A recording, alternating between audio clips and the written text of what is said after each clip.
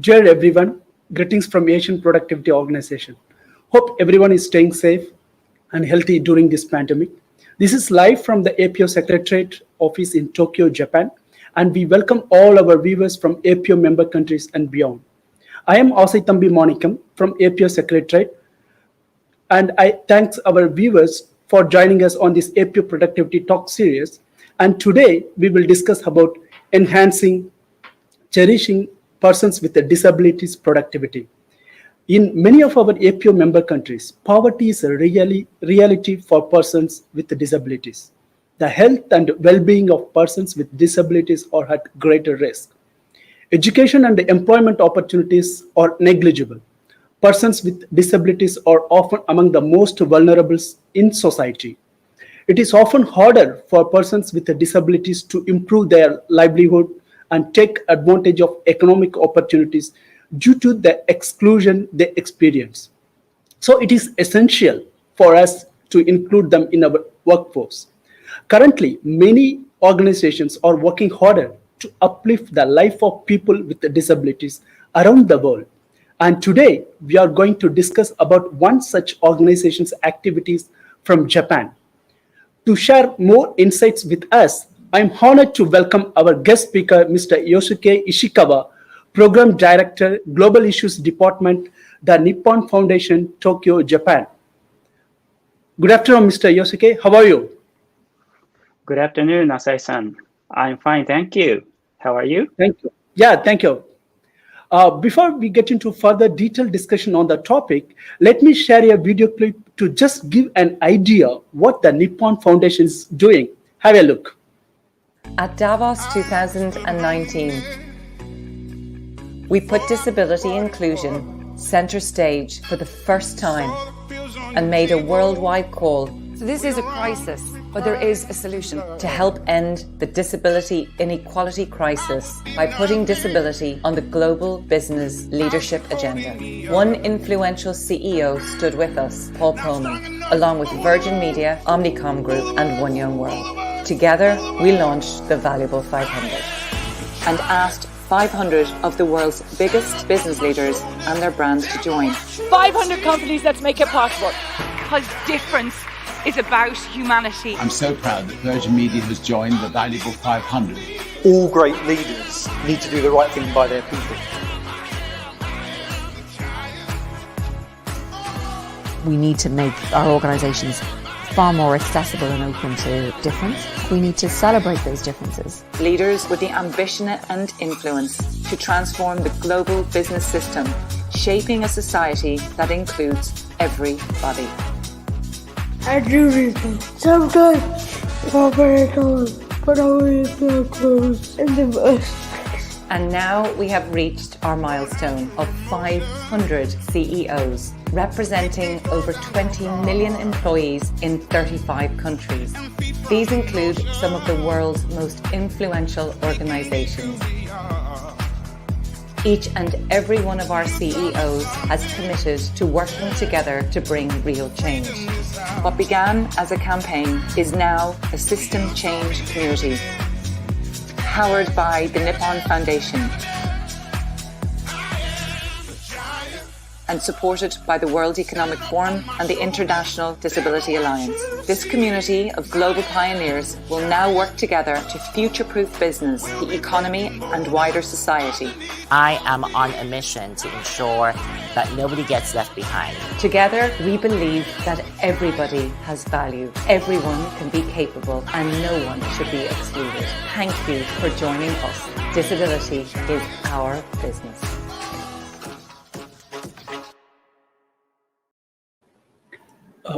Before I invite Mr. Yosuke to start his presentation, we would like to encourage our viewers to send your questions and comments to Mr. Yosuke in the chat box with your name and country, and he will answer during Q&A session.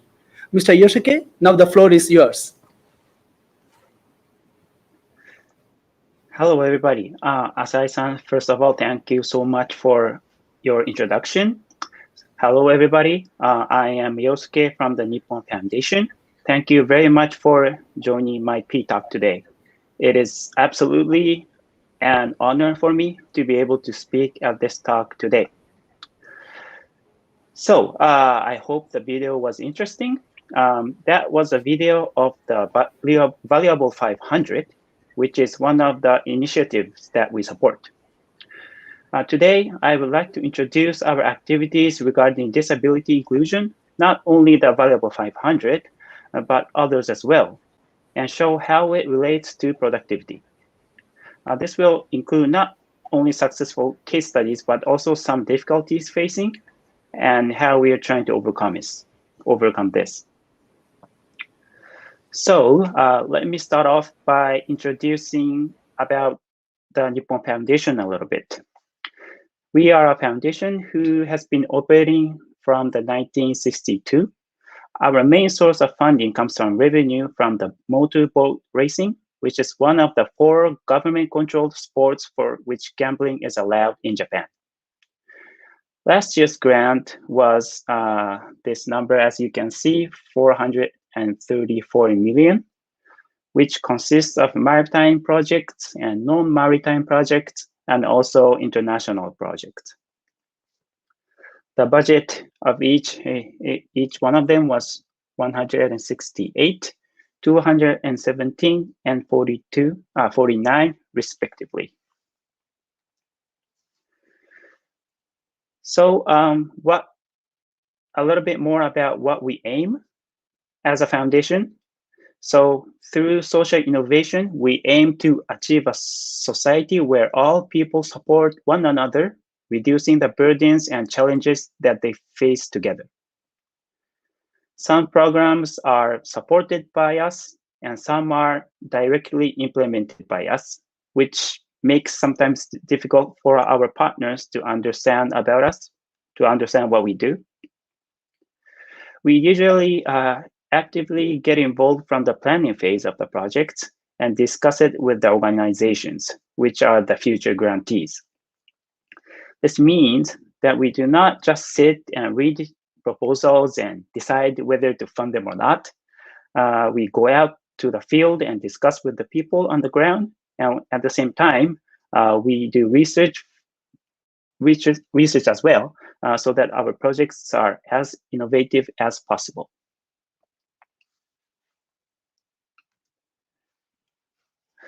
We currently have 5 areas of activity, which is maritime, disaster relief, children, elderly people, and persons with disabilities. Let me introduce each of them a little bit. So the first one is maritime. We actually have historically supporting the shipbuilding industry as well as maritime affairs all over the world. Since Japan is an island nation, shipbuilding and maritime affairs is an extremely important area for Japan, and that's why it's been the first place historically.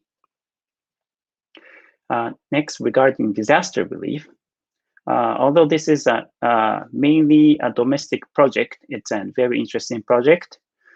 Actually, there are a lot of huge earthquakes in Japan, as well as flooding and volcano and so on. We just experienced a huge landslide and 20 people are still missing today. So the Nippon Foundation has been preparing for disasters since ordinary times. And we have a system in place to quickly launch a volunteer and other activities when a disaster occurs. Regarding children, we aim to build 100 facilities, which call the third place. It is a responsibility of our generation to provide opportunities and an environment where all children can have hope for the future and develop their skills. However, in reality, that is difficult sometimes for families. They become more complex and serious. The problems has become more complex and serious. The community ties become weaker these days, and many children do not have a safe and becoming isolated.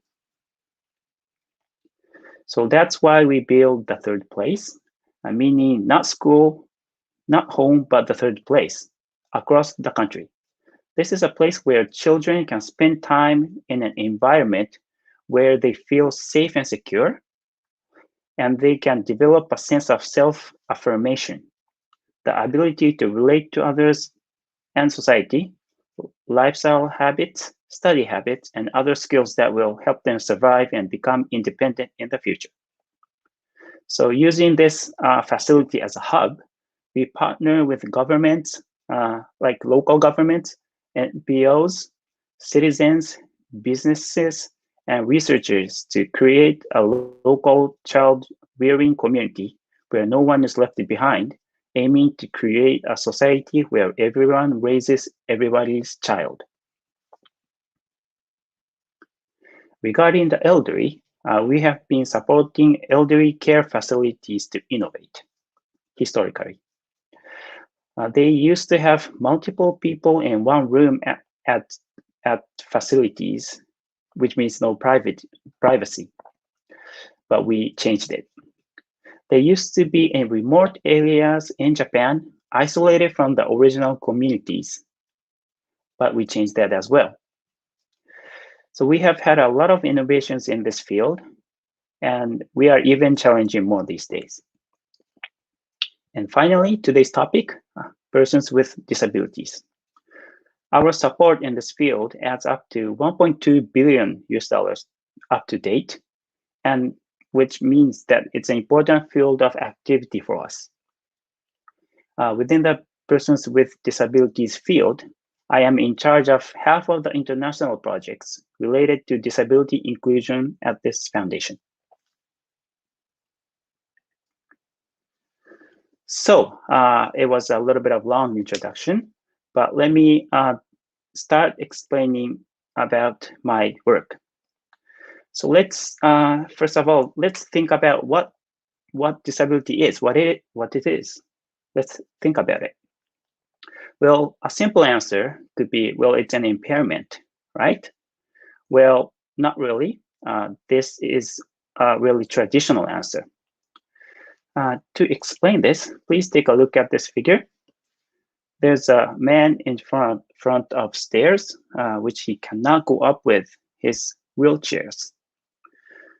So regarding the idea about the impairment, which is the idea I just mentioned, is called a medical model of disability. So we need to cure him. Whereas you could say that the stairs are the problem. If it had been a ramp, everybody could go up without any problem from the first place. So the society, in this case, the building, is the problem. That is the social model of disability, which is recognized to be the way we should be thinking. Convention on the right of persons with disabilities, which is usually referred as CRPD, is a United Nations Convention, which is signed by 164 states and ratified by 182 states worldwide. Of course, stands upon this philosophy. So the new question is, what does this have to do with productivity? Well, that's a good one. Let me introduce you some numbers here. First of all, there are 1 billion people. In other words, that's 15% of the population of the globe who has a disability. These people, of course, have families and friends, which adds up to 90% of the population. So 90% of the population touches disability. So if you don't have a family or a friend with any disability, you're actually a minority. Majority of the population does. This means that 70% of the consumable income is touching disability. This is a 13 trillion market, which is larger than the market of China. However, only 4% of the companies in the US is actually offering a product for persons with disabilities. Not many people is seeing this emerging mass market yet. Also, it is estimated that disability exclusion costs 7% of GDP in developing countries, which is a massive loss in terms of productivity. Lastly, persons with disabilities are 2 times likely to be unemployed. This means we are losing opportunities to gain a taxpayer, and we are having costs for disabilities. We are having costs for disabling somebody and excluding from the workforce. So from now on, please let me introduce you 3 initiatives that Nippon Foundation is running today. So the first one would be Workers with Disabilities Support Project, which is a domestic project. The next one is going to be a higher education project for blind and partially sighted in Asian countries. The last one would be the Available 500 initiative, which is an international initiative that you just saw the video. So let me start with number 1, Workers with Disabilities Support Project. To explain this project, let me explain the background of the system of the Japanese government regarding workers with disabilities. So there's a facility called Continuous Employment Support Facility. And this is a facility where persons with disabilities, workers who work and receive capacity building at the same time. There are 2 types of facilities in continuous employment support facilities. One is called Type A. Type A facilities employ persons with disabilities, whereas Type B facilities do not enter into employment contracts with the workers. This facility accepts a lot of kind of orders. They might make some sweets like cookies. They might do some handcrafting, making some bags or something, or accessories. And they sometimes run a cafe, all sorts of things. And each facilities are trying their best to achieve highly productive, meaningful jobs so that the workers can get paid more and live independently.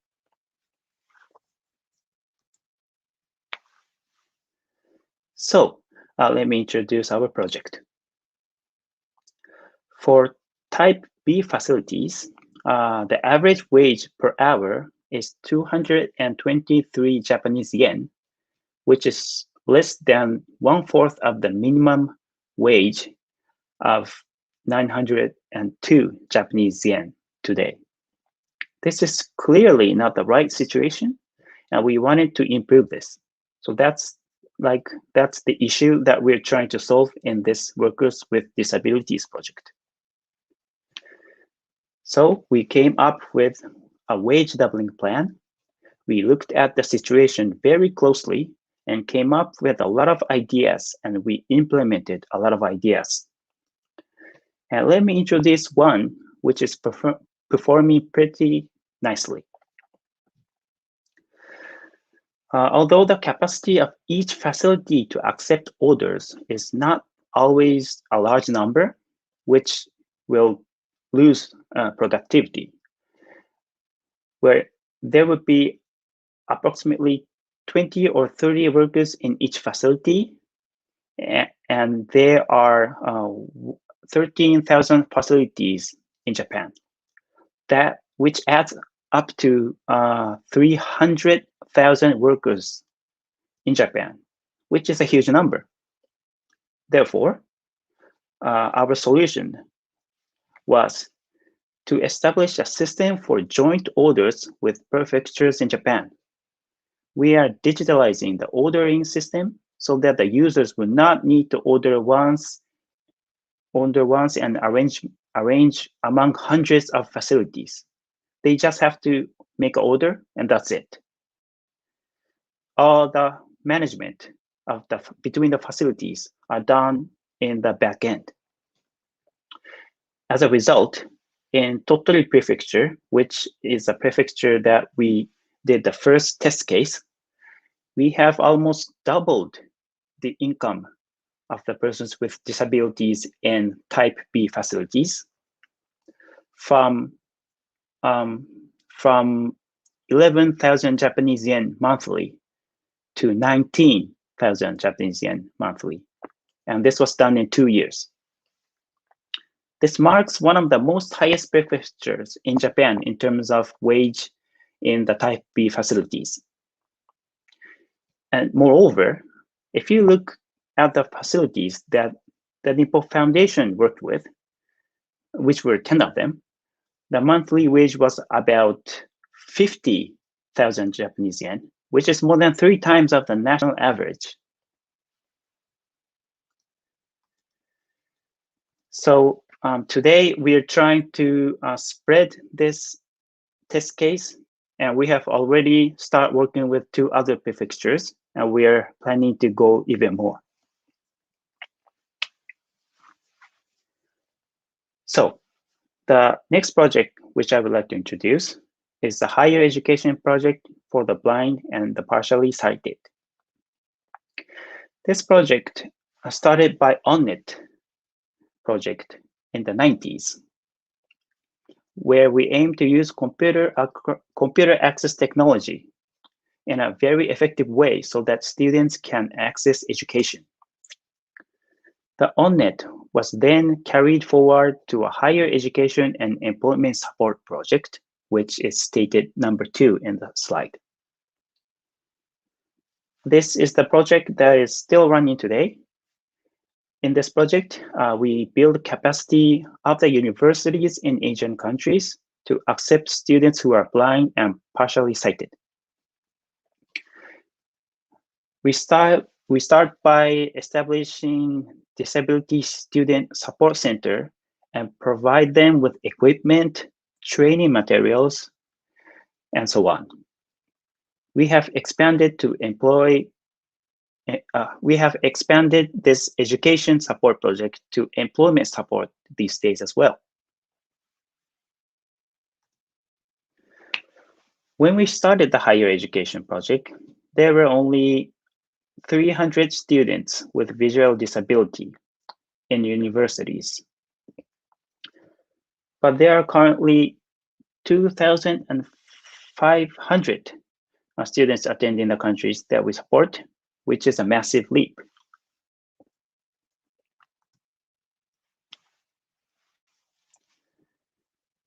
Lastly, the Valuable 500 initiative.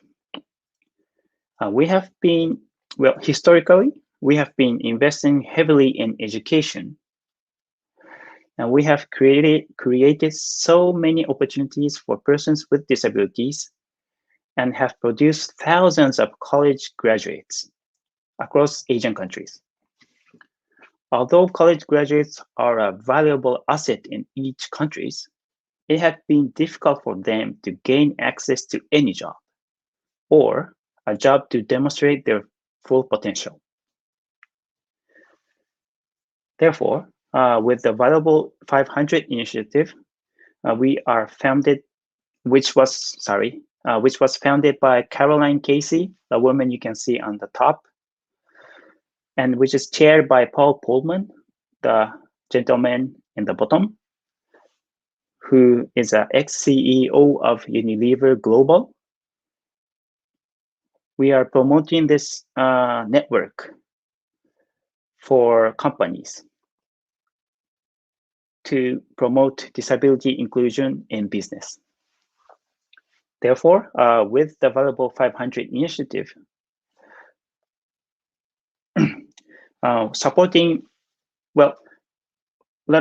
let me explain a little bit of background of why we decided to support the business sector as well.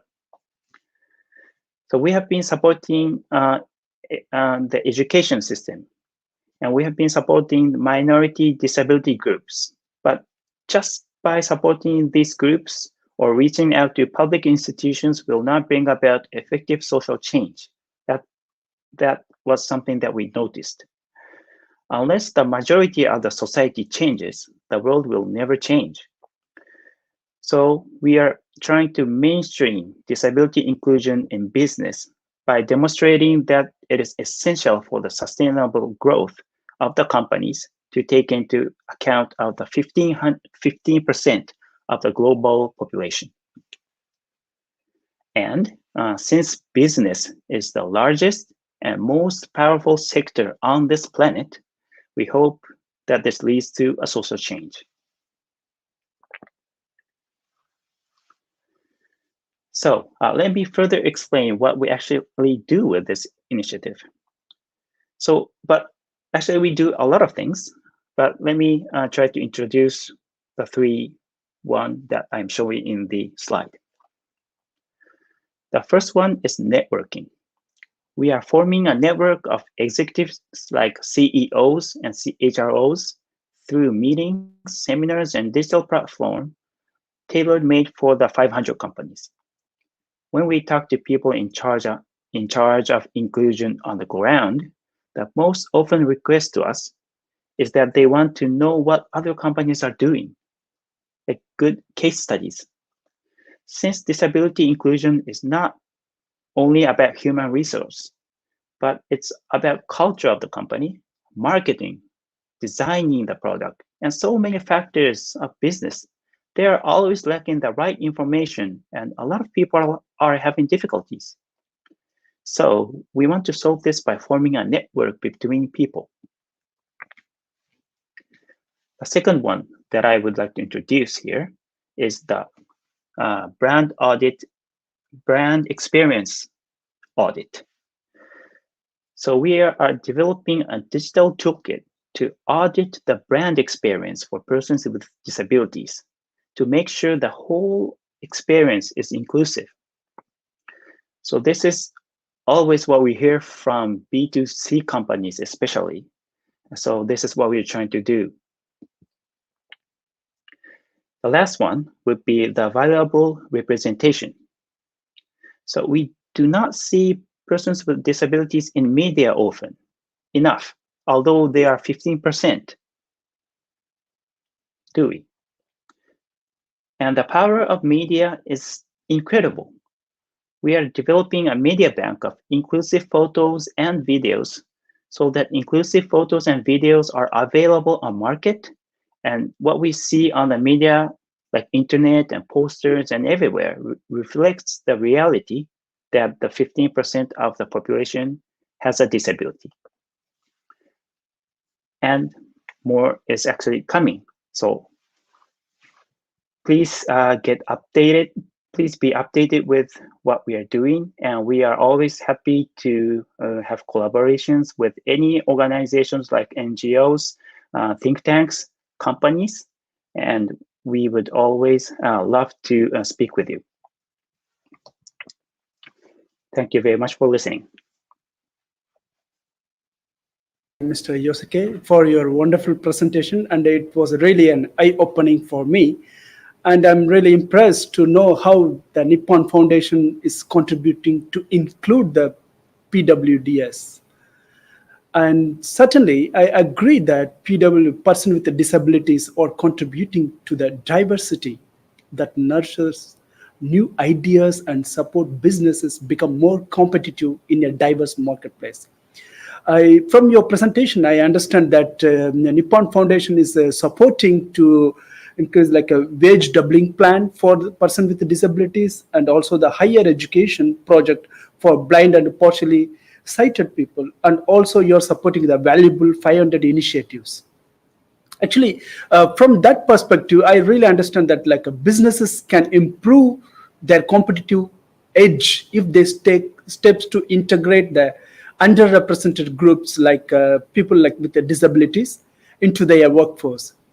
I definitely feel that this untapped pool offers a source of skilled and dedicated employees to counter the effects of the aging and shrinking workforce, especially in the kind of hospitality and tourism industry, which is very labor intensive and also faces very high employee turnover rates. And thank you very much for your nice presentation. Now we open the floor for questions. First, let me begin with questions which I have in my mind. Yes, you have been explaining that the Nippon Foundation's focusing on kind of maritime disaster relief, children, elderly, and persons with the disabilities. So I'd like to know more about the other projects which Nippon Foundation is focusing on or running on. Could you please explain more about it? Thank you. Sure. So regarding the disability field, for example, in education, I only introduced capacity building of the universities, but we also have like scholarships, few scholarships program to gain access to universities for both bachelor's and master course as well. We also have one project called the True Colors Festival, which is an inclusive performing arts festival. We run this every 2 years, and we were planning to run it this summer, but because of the pandemic, we couldn't. We wanted to run it aligned with the Paralympics that we are having. So these projects are the ones that I couldn't tell you today. Thank you for your explanations. And again, from your presentation, and you mentioned that for elderly and projects which you have been supporting, and you could find like a lot of innovative activity or innovations from including elderly populations. Definitely, a country like Japan, including the elderly population is a kind of a right approach, because as you know very well, like Japan is a low birth rate and also aging populations. Including the elderly people is a definitely kind of a right approach. And could you please give more elaborative success stories which you have got through your activities by including the elderly? Thank you. Yes. So to be honest with you, our projects are mainly dealing with the elderly facilities. And one of the large problems or issues or obstacles with those facilities in the past was that they were isolated. So we don't see them. They were in remote areas, isolated from the community. So we don't see it in town. So that was the main thing that we wanted to change.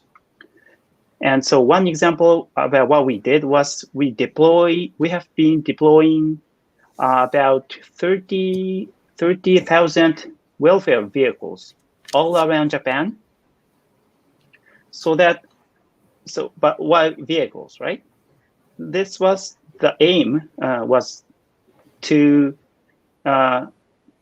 give some opportunities for the elderlies, not to be staying at those facilities for the rest of their lives, but to stay at home. And when they need to go to those facilities, they have cars, they have vehicles that to support their mobility. So that was the idea.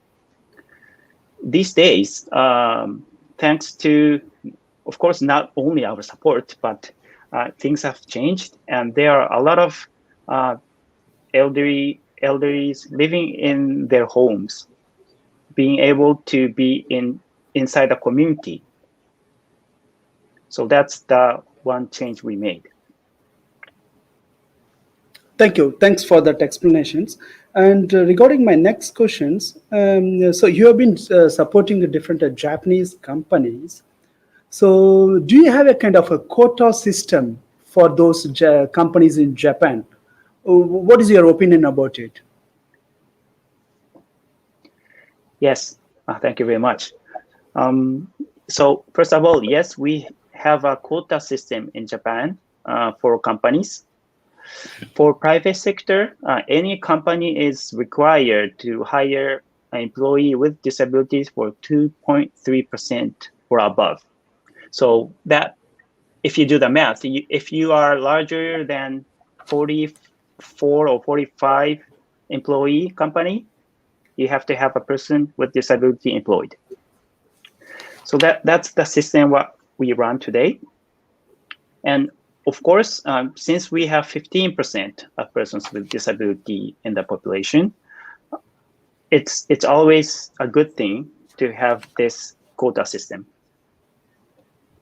But what we have to be careful is that just having the number is not good enough. Yet it is a very important first step for the companies towards business inclusion, disability inclusion in business. But that's not really the only checkbox that we have to have, which means we have to have that employee, well, to be able to demonstrate their full potential. But if you think about it, to have your employee demonstrating their full potential is not only about persons with disabilities, but that's about any employee, regardless of having disability or not, regardless of their gender, regardless of their situation in their lives. So this is not really only about disability, but this is like about any employee. And that's where it relates to productivity, I think. So, but we tend to forget about the persons with disabilities. So I think that's one of the problems that we have right now. Thank you, Mr. Yoshika. I think I completely agree with your point on that. The productivity, not only we are talking about only with the people in the mainstream, and also we have to see whether the productivity comes from like persons with the disabilities. We can see I see in some of articles, persons with the disabilities, they have more kind of intelligent, and also they are very proactive, and compared to the kind of a normal stream. So definitely we have the kind of future. So by including those persons with the disabilities, definitely we can increase the productivity. I definitely agree on that. In continuation of my questions, in one of your slides, you explained that 15% of population in the world, almost like 1.5 billion. So it's with the persons with the disabilities. And you also said that a 13 trillion market size is there, and only the 4% of market is being captured maybe from US-based companies, and the remaining kind of 96% it's untapped. It's kind of a huge business when we look into this market. And from your perspective or from your experience, how do you think, what kind of businesses or what kind of businesses we can focus to tap this untapped market from your experience point of view? Interesting. Very interesting question. I actually haven't thought about it enough. But definitely, if you are talking about the market, the B2C companies are the ones that should be really thinking about this topic. So those include companies like P&G, for example. They sell a lot of daily goods, and daily goods are used by everybody. So it's very important for them to include the large number of people in their customer. I think that's the first thing that came into my mind, and I think that is why P&G has decided to join the Valuable 500. Actually, as we call them, the iconic leader in the Valuable 500, which means that they are not just only participating in the initiative, not just signing the signature and participating, but they are actually spending their money on a project to make their business more inclusive. So that's one example I can come up with. Yeah, thank you. Thank you for that lively example of Procter and Gamble, which are there involved like not only for this initiative, but they do also participate in the kind of business initiatives. I think that's well agreed from your point. And could you please tell more about in detail about the joint ordering system, which you are explaining in your presentations, and how does it work exactly, and what kind of orders do they accept? Could you please give more light on that? Yes, thank you very much for asking. Actually, this is the one we very love. So thank you very much. So, so this system goes like this. So together with the prefecture, in the model case that we run was in prefecture in Japan called Tottori Prefecture. So together with them, we established like a contact point to accept orders. And if you just, as I explained in the presentation, because each facility is quite small, if you have a large order, you usually expect lower price.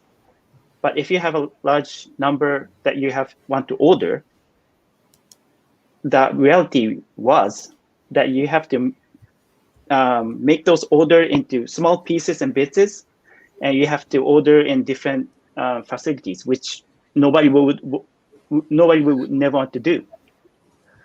So we established a contact point to accept orders, and all of the management among those facilities are done automatically on a digital platform. And this enables cost-efficient and competitive services. There are a few types of orders that's going on in this style in Japan. But for the Nippon Foundation, we focus on packaging.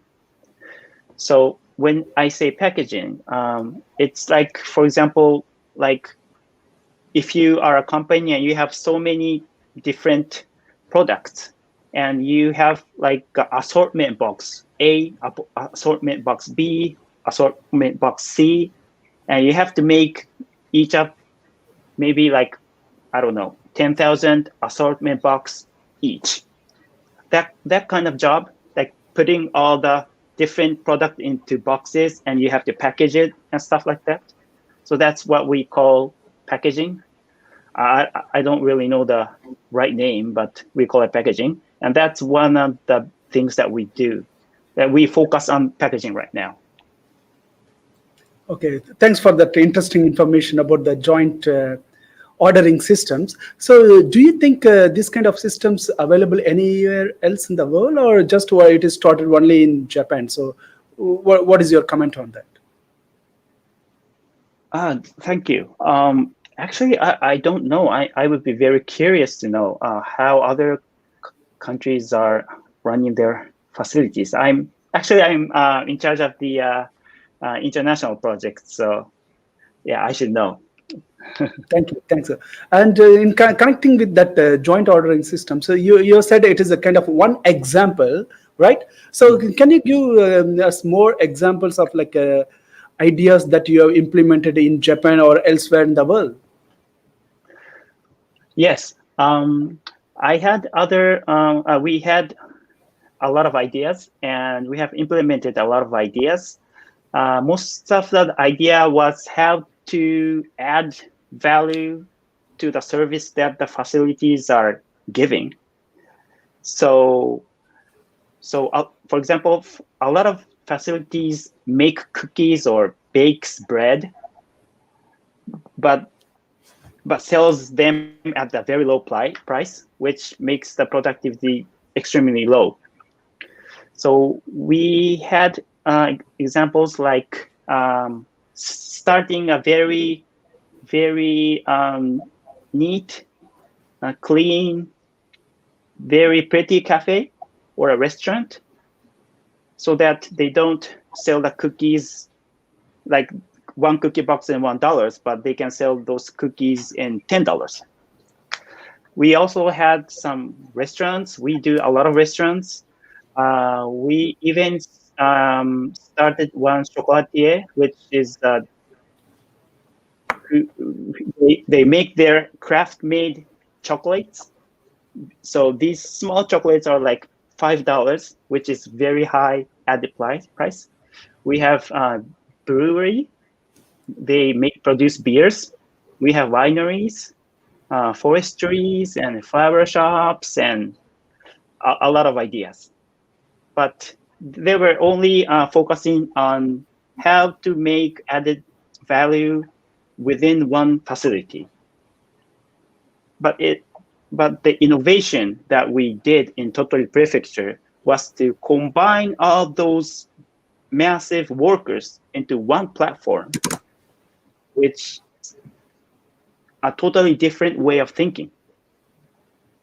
And actually, this Tottori system is doing a very great job among the project that we implement.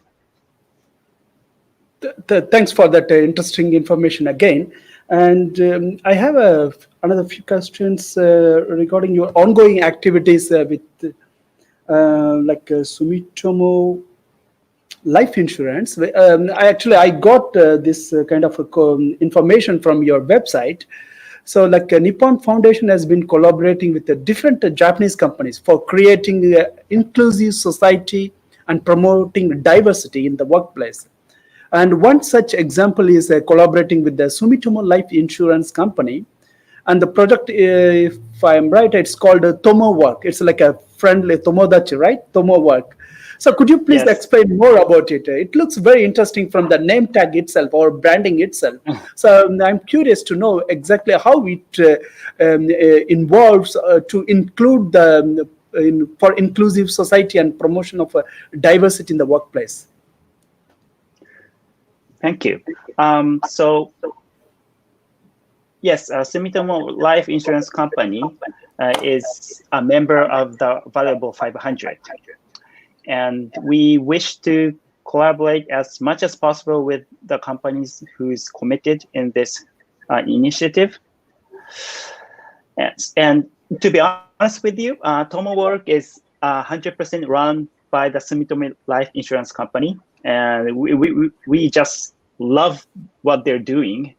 So we just put it on the website. We went to see what they're doing, and because it was very good, we just made an article on our website to explain what these companies are doing, what kind of great jobs they're doing. But it's actually not our project. But let me introduce about the Tomo Work. So in this project, this is a project that's run in Singapore. And in this project, students with disabilities are actually undertaking work for companies. They don't go to the company itself. They come to the Tomo Work office and do the job. And this is not aiming to earn money directly from doing the job for the company, but the project is trying to offer opportunities for students with disabilities to work as a team, to give opportunities for capacity building. So when I say capacity building, this includes like communication skills, presentation skills, critical thinking, and all sorts of skills that you need to be able to be productive in the workforce. So they have a mentor in each team, and each team member comes together and do the work for the company. And they make final presentations, and some work are actually implemented in the client companies. And they're doing a very great job, and we loved what they were doing, and we loved them. We loved it so much, so we decided to put it on our website as an article. Thanks for that explanations. By inspiring by their work, so do you like a Nippon Foundation has any plan to replicate that kind of work in Japan or elsewhere in the country? Because you have been operating different countries in global, so maybe some countries might be suitable or very adaptive for that kind of work nature. So do you have any kind of plan to replicate that kind of Tomo work in other countries? Well, obviously, since it's a great idea, we would love to do something like it. The good part of Tomo work is that the work that they're actually doing is the real work. So they're really trying to help the real business. So this is like an internship in a group for persons with disabilities. So yes, we have a lot of initiatives and we have a lot of partners in ASEAN countries who support students with disabilities. And they also want to support not only in terms of their education, but also in terms of transition to work. So yes, definitely, yes. Nice to know that you are also planning for that kind of initiatives in other countries. Regarding with the employment model, actually, so different organizations like Nippon Foundation, there are different organizations globally, and for each country, they are creating kind of an employment model to include persons with disabilities. It's kind of they are making actually a standard one, and so that we can learn from that kind of model to maybe I would say maybe developed countries like US or Europe, or you could say even Singapore. So do you have, or Nippon Foundation has created any kind of such employment model to include a person with disabilities in Japan or elsewhere? What's your kind of explanation on that? Okay, maybe in terms of system, I'm not really familiar with, but one thing that popped in my mind is that we have system to help the persons with disabilities get their jobs. So we have something like a transitional support system. The facilities that I explained in my presentation, which referred to A-type facilities and B-type facilities, those facilities were,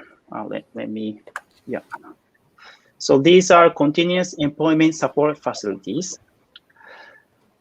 And there are one other system that supports persons with disabilities, not by doing work and giving capacity building opportunities, but only focusing on the capacity building opportunities. So this work was actually, this system in Japan was very interested by NGO in Thailand, and yes, they are really inspired by this system, and I think they're trying to not duplicate the whole thing, but I think they're trying to learn a lot from this Japanese system. Thank you, Mr. Yosuke, for that explanations. And I have another two questions for you. And let me begin with this question. For example, to create a society for including the people with the disability, there are a lot of parameters, facts need to be considered.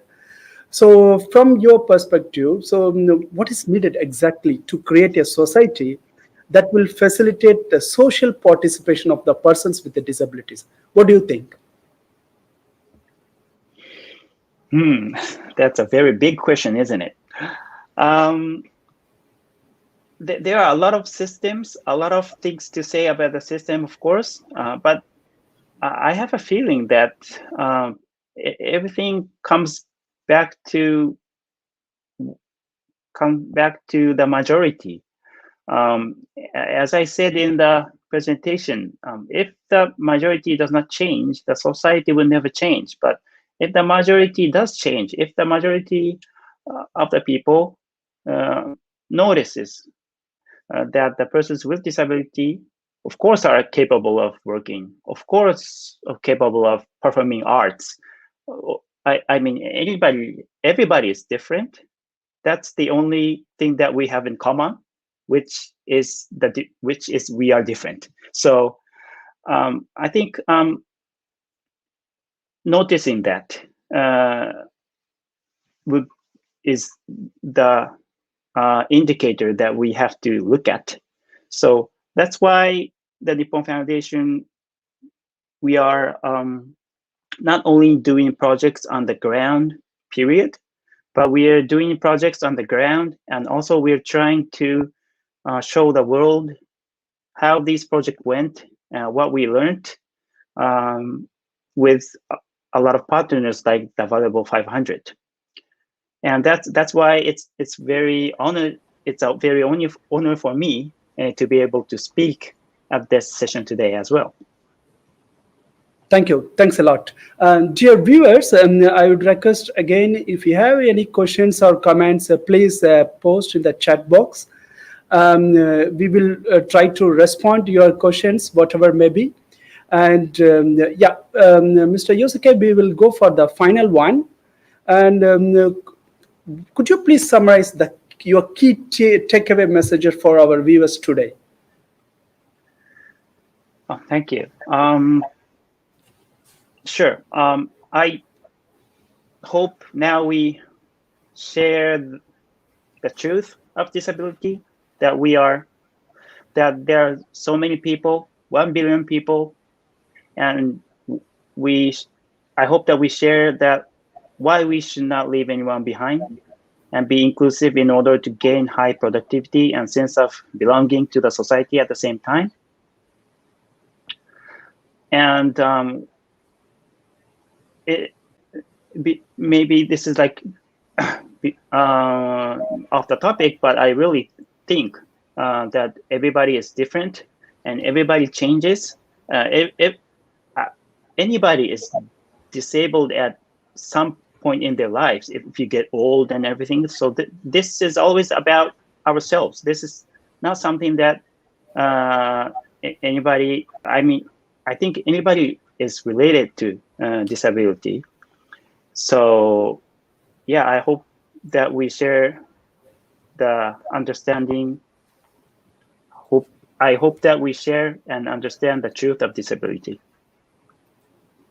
Thank you for your last comment. I really appreciate it. And thank you very much, Mr. Yosuke Ishikawa, for your valuable insights about the persons with the disabilities and how to enhance their productivity in our normal life. And I believe all our viewers found your information and insights very useful. At last, disability inclusion matters to achieve an accessible future for all. A society in which the existence of each and every individual is valued, regardless of race, gender, nationality, social status, and disability. Thank you again. And I would request our viewers, please post your comments in the comment sections, and we will respond to your questions in the comment box. And thank you once again. Thanks a lot. Our APO Productivity Talk will be held every Tuesday and Thursday, featuring world lead experts from different sectors. So please subscribe this APO channel and stay tuned. Thank you very much. Goodbye.